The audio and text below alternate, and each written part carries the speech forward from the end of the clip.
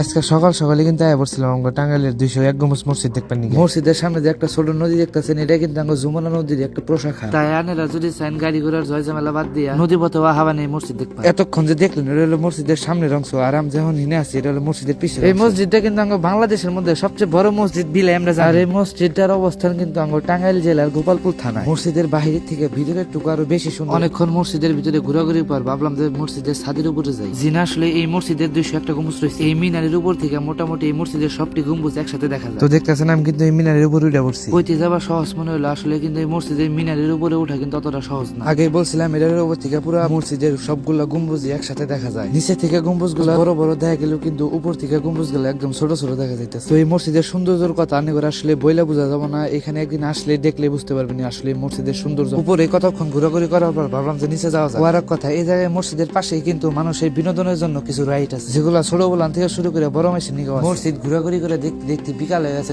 তাই ভাবলাম এবার বাড়ি মিলা যাওয়া যায়। তো সবাই ভালো থাকবেন, দেখা হবো নতুন কোনো একটা ভিডিওতে আপনাদের সাথে।